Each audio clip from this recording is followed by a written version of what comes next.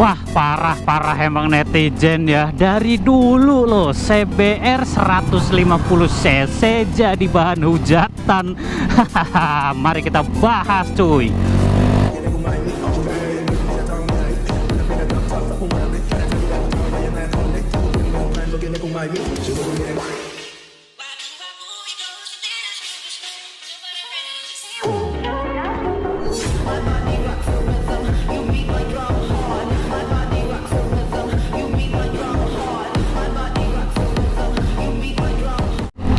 Halo guys, welcome back to my channel Romeo Motovlog. Nih gue lagi naik motor malam-malam. Ya nggak malam-malam banget sih ya, sekitar jam 7-an. Gue ceritain dulu lah ya kenapa gue bikin videonya malam. Jadi sebenarnya gue tadi ya udah siap-siap siang pas gue jalan ke daerah Cempaka. Udah bawa kamera, udah bawa helm titik course yang khusus buat motovlog ya, buat record. Kemudian motor nih udah gua cuci segala macam, udah gua persiapkan semua sebenarnya ya cuy ya. Tapi ternyata gua nggak bawa mounting GoPro-nya, dan ternyata mounting GoPro-nya nggak ada di tas GoPro cuy. Jadi gua lupa ya naruhnya. Ternyata masih ada di tas lama gua dan belum sempat gua pindahin, dan akhirnya ya gitu cuy. Gak jadi record siang, jadinya gue record malam-malam kayak gini. Dan ya tetap semoga asik aja. Jadi ya semoga kalian betah dengan semua konten-konten gue. Hari ini gue sebenarnya tadi habis dari Pademangan ya, dan kita lanjut nanti. Oke cuy, hari ini gue bakal ngebahas Honda CBR lagi ya, karena entah kenapa wow, kalau misalkan gue bawa-bawa CBR itu viewnya cukup lumayan ya cuy ya. Bisa kalian lihat sendiri ya di video-video gue sebelumnya. Kalau misalkan gue bawa-bawa CBR, view-nya itu pasti ya mendekati 1000 bahkan lebih cuy. Wih. Ya, untuk konten kali ini kenapa gue mau bahas CBR, ternyata ya gue kira CBR itu panen hujatan cuman di seri terbarunya aja ya cuy, tapi ternyata di seri lamanya pun dia nggak luput dari yang namanya hujatan. Ya gue juga nggak tahu lah ya, padahal motor CBR itu ya sebenarnya nggak jelek-jelek amat dan nggak bagus-bagus amat juga, jadi sedang-sedang aja. Tapi kenapa ya motor itu jadi bahan hujatan buat para netizen yang terhormat khususnya. Wah, gue mau belok malahan udah lewat. Yaudah kita belok di depan aja ya.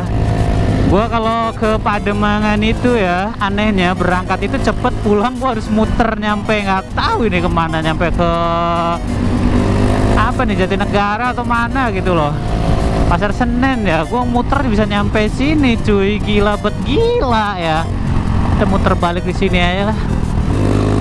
Ya jadi kalau misalkan kalian para pengguna atau penikmat motor sport fairing Indonesia, khususnya di seri 150 cc, pasti kalian familiar deh dengan yang namanya CBR 150 cc ya. Motor itu generasi awalnya ya terkenal dengan nama CBR 150 Thailand. Kenapa dibilang Thailand ya, karena emang motor itu adanya cuman dari importir, nih bukan pabrikan cuy. Jadi motor CBR Thailand yang pertama itu dia diimpor mandiri, nggak dari Hondanya. Wah, lampu merah lagi dong.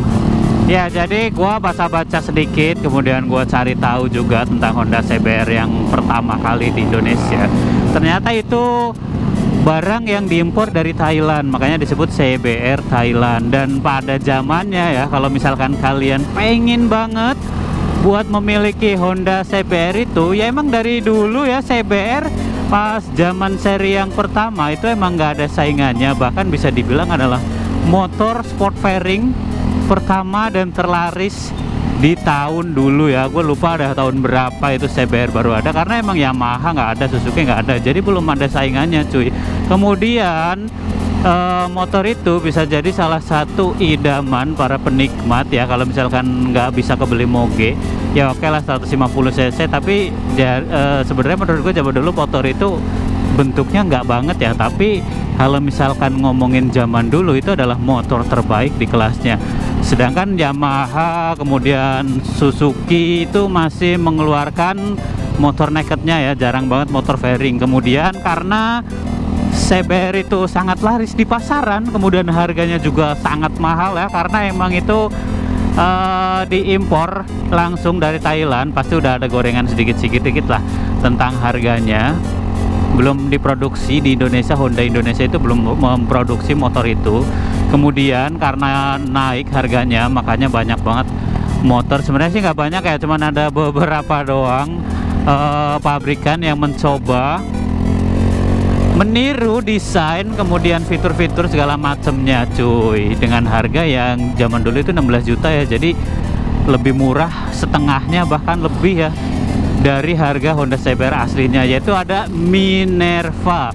Apalagi apalagi Minerva yang mirip CBR ini ya, memiliki shockbreaker depan upside down. Jadi kalau misalkan kalian udah kebelet banget pengen beli CBR, cuman kalau misalkan dari Honda harganya mahal ya, pilihannya ada di Minerva. Kemudian dari KTM juga mengeluarkan, dan satu lagi kalau nggak salah itu merek Happy ya, cuman gua nggak tahu deh itu jadi atau enggak, gua lupa bentuknya kayak apa, gua juga nggak tahu. Cuman yang paling mirip yaitu dari Minerva cuy. Bahkan zaman dulu ya, saking terkenalnya CBR karburator Thailand ini, sampai motor Minerva pun yang udah punya nih, dia berusaha memirip-miripkan dengan memasang stripping bertuliskan Honda CBR cuy. Karena misalkan importir lokalnya kesel ya dengan pabrikan Minerva ini, akhirnya mereka enggan mengimpor Honda CBR ini dan menyetoknya cuy. Jadi bisa dibilang ya udah males lah, karena emang harga bajakannya itu lebih murah ya, dimana-mana bajakan sih lebih murah cuy. Bahkan nih ya cuy ya, owner CBR Honda CBR 150 CBU Thailand ini, mereka merasa malu karena motornya itu dihujat dengan nama motor Minerva, padahal mereka bener-bener pakai motor Honda. Karena emang desainnya itu sangat mirip gitu loh, dan zaman itu motor sport fairing itu belum terlalu banyak, bahkan paling cuman Kawasaki doang ya dengan Ninjanya kalau nggak salah, dan merek lain juga belum ada, kayak Yamaha R15 juga belum keluar. Dan ya kayak gitulah nasib dari pendahulu Honda CBR 150R ya, dari zaman kakek moyangnya juga udah dihujat nyampe zaman sekarang cuy. Kemudian di seri kedua ada CBR, dan itu udah bentuknya itu udah lebih gambot daripada seri sebelumnya, tapi motor itu juga belum diproduksi secara massal di Indonesia ya. Yang generasi kedua masih diimpor dari Thailand ya. Gua nggak tahu lah kenapa sih ya, kenapa kiblat motor itu ada di Thailand. Ya motor itu dulu temen gue juga punya, desainnya menurut gue udah lebih bagus daripada pendahulunya. Kalau pendahulunya kecil ramping kayak motor kecacingan, tapi kalau yang terbaru itu udah sedikit gambot, cuman tidak lepas dari hujatan cuy. Dan motor itu juga zaman itu belum ada pesaingnya ya, jadi masih solo karir, makanya hujatannya mungkin nggak terlalu beda dengan zaman sekarang yang motor itu udah banyak banget saingannya di kelas 150 cc. Zaman dulu tuh CBR itu belum terlalu dihujat ya, cuman emang netizen ini lagi-lagi mencari kesalahan dari sebuah produk gitu loh. Motor yang udah sekeren itu pada zamannya masih aja dihujat sebagai CBR sempak. Ya kenapa dibilang CBR sempak? Karena bentuk dari lampu depannya itu yang diameternya masih lebih gede dan bentuknya segitiga. Kan segitiga mirip kayak sempak ya kayak gitulah. Pokoknya ada-ada aja lah ulah netizen ini. Udah sebagus itu desainnya masih aja disebut sebagai CBR sempak gitu loh. Ya kemudian di sektor mesinnya sebenarnya udah lebih unggul ketimbang pendahulunya itu pasti ya. Cuman ya pada zaman itu motor itu emang harganya mahal banget. Kenapa jarang banget hujatannya? Karena zaman dulu belum ada brand lain yang sama beredar di Indonesia, dan motor itu juga masih diekspor atau diimpor dari Thailand. Kalau misalkan kalian lihat R15 generasi pertama ya mungkin generasinya sama-sama kayak gitu, dan R15 yang pertama juga nggak dipasarin di Indonesia cuy. Siwa. Ya, kemudian setelah kemunculan seri yang kedua, ada lagi ini generasi ketiga dari Honda CBR 150. Ya, ini udah diproduksi di Indonesia, jadi bisa dibilang ya udah mengikuti pasaran Indonesia, tapi tetap juga kena hujat. Dan motor ini sudah tidak menggunakan rangka dari generasi yang kedua, jadi ini udah update cuy. Dari bodinya pun udah lebih update ketimbang yang pertama, kecuali di bagian lampu belakang ya masih agak lumayan mirip-mirip, tapi ya sedikit lah bisa diampuni.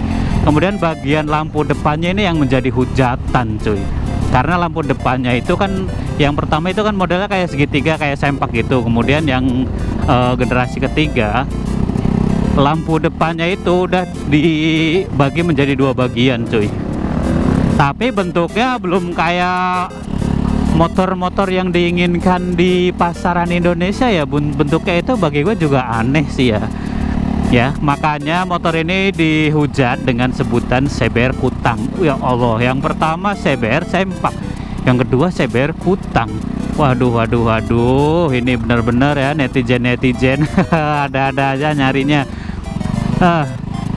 Dihujatnya pun bukan dari segi tampilan lampunya aja cuy, kemudian ya dari segi rangkanya juga bisa dibilang, atau ya dihujat dengan istilah rangka jemuran, karena emang berbeda banget ya dari yang sebelumnya. Udah dihujat rangkanya, kemudian dikatain kopong juga. Soalnya kan kalau yang seri CBR generasi kedua itu kan rangkanya kelihatan gede ya, jadi dalamnya itu ketutup, karena emang 150 mesinnya mau segede apa kan ya tetap aja kurang gitu lah. Apalagi ini udah pakai rangka yang model-model kayak jemuran sih emang, makanya kan kelihatan lebih kopong nih. Jadi bisa dibilang atau bisa disebut motor ini adalah CBR kopong pada zamannya cuy. Cuman dari segi kecepatan teknologi itu udah lebih update daripada yang sebelumnya. Jadi harusnya sih motor ini, apalagi diproduksi di Indonesia ya, nggak diimpor lagi, harganya juga harusnya udah lebih masuk akal ketimbang pendahulunya. Cuman tak kenapa generasi ketiga ini nggak terlalu laku ya, beda halnya dengan generasi yang pertama ataupun yang kedua. Karena ya mungkin di seri 150cc di kelasnya itu udah ada pesaingnya cuy, yaitu R15 V2. Kenapa V2 ya? V1 nya yang generasi pertama itu cuma dipasarin di India, dan itu kayak misalkan zaman dulu ya kayak Vixen dikasih fairing doang. Jadi mungkin pabrikan Yamaha buat apa sih kayak gini, pasti nggak bakal laku. Tapi yang seri keduanya udah mirip-mirip kayak Moge R6 nya, jadi dipasarkan di Indonesia. Kemudian CBR juga mengeluarkan generasi ketiga, makanya udah ada pesaingnya nih. Jadi Honda CBR itu nggak terlalu laku, beda halnya dengan dua generasi sebelumnya. Dan di generasi keempat di seri CBR 150cc ini udah bener-bener Honda melakukan upgrade total di bagian mesin, kemudian di bagian rangka-rangka, ataupun di sektor desainnya cuy. Ya, desainnya itu udah bener-bener berbeda dengan generasi 2 dan 3. Ini udah bisa dibilang generasi kekinian lah ya. Tapi entah kenapa masih aja tidak lepas dari yang namanya hujatan. Lagi-lagi CBR 150 series ini dihujat cuy. Nah, sekarang hujatannya itu udah berbeda cuy, bukan dari lampunya ya, nggak dikatain kutang ataupun dikatain sempak, tapi ini lebih ke ya bentuk dari visor depannya yang hampir sejajar dengan setang cuy. Makanya kalau misalkan zaman dulu mungkin ya, bagi para penikmat motor sport fairing dengan keadaan Honda yang seperti ini, bagi mereka itu kurang banget. Masa sport fairing nggak nunduk gitu loh. Udah gitu, walaupun kasarnya badan dan kepala kita udah nunduk, visor itu nggak mampu menutupi. Padahal kan harusnya fungsi visor itu menutupi udara dari depan kalau misalkan kita dalam posisi nunduk cuy. Tapi berbeda dengan CBR yang generasi keempat ini, itu sama sekali nggak menutupi cuy. Kalau misalkan kalian tahu juga ya, disebut juga dengan motor klotok-klotok. Sebenarnya CBR yang generasi keempat ini disebut klotok-klotok karena emang ada beberapa part mesinnya ya yang rentan buat rusak. Jadi bisa dibilang menurut netizen ini karena ya emang suaranya klotok-klotok gitu loh, apalagi menggunakan DOHC yang masih Hello Kitty atau DOHC yang napasnya pendek cuy. Jadi kalau misalkan kalian geber motor CBR itu ya, itu napasnya nggak terlalu panjang, tiba-tiba udah ngengok kayak gitulah pokoknya. Kemudian rangka jemuran, mudah patah segala macam, padahal gue nggak nemuin ya motor CBR 150 series ini yang rangkanya patah kayak motor CB pada zamannya. Tapi tetap aja ya, karena emang rangkanya mirip-mirip bisa dibilang begitu sama Honda CB ya 150R nya, makanya mungkin kita sebut aja sebagai motor rangka jemuran yang rentan patah. Dan ada beberapa modifikasi yang dilakukan para owner supaya visor itu kelihatan lebih bagus ya, diganti dengan visor yang lebih jenong, tapi ya tetap aja cuy, dihujat juga. Kemudian Honda juga mengeluarkan generasi CBR 150 yang selanjutnya ya, yang kelima. Itu udah bisa dibilang CBR facelift karena udah ada upgradean besar di sektor visornya, jadi udah lebih jenong. Tetapi tetap sama aja cuy, masih menggunakan stang yang Apriok. Kemudian DOAC juga nggak ada update-updatean, kopong juga. Pokoknya apalagi rantainya cuy berisik banget dan tidak lepas juga dari hujatan, karena apalagi ya udah motor kayak gitu terpelan di kelasnya cuy. Dan yang terakhir ya, seri yang ke-6 yang gua punya juga ada CBR K45R, bisa dibilang begitu. Nih gua udah mau sampai, topiknya belum kelar. Ya, motor itu juga nggak lepas dari hujatan, padahal dari segi body itu udah upgrade semua ya, di mirip-miripin dengan Baby RR yang 250 walaupun nggak terlalu mirip. Kemudian masih menggunakan DOAC Hello Kitty juga, kerangka juga masih kayak gitu segala macam. Kemudian arm juga belum yang terupdate. Itu juga masih banyak hujatannya cuy, karena masih terlihat kopong, kemudian motor terpelan di kelasnya. Stang masih Apriok, istilahnya kayak motor yang cocok dipakai oleh bapak-bapak ya. Padahal berbeda dengan iklan dari Honda CBR ini yang mengatakan bahwa kalian mau riding lebih sporty, gunakan CBR. Tapi pada kenyataannya masih menggunakan stang yang kayak pendahulunya cuy, yang kayak Apriok nggak underyoke, jadi nggak nunduk-nunduk, sportnya itu nggak dapet. Tapi kalau look udah lebih bagus ya, karena lebih gambot ketimbang dari yang sebelumnya. Ya udah cuy, gue udah mau sampai ya, mungkin pembahasan hujatan-hujatannya bakalan gue lanjutin di video gue selanjutnya. Jadi tetap pantengin terus channel gue, stay tune terus cuy, jangan sampai ketinggalan. Terima kasih, tetap stay tune terus di Romeo Motovlog.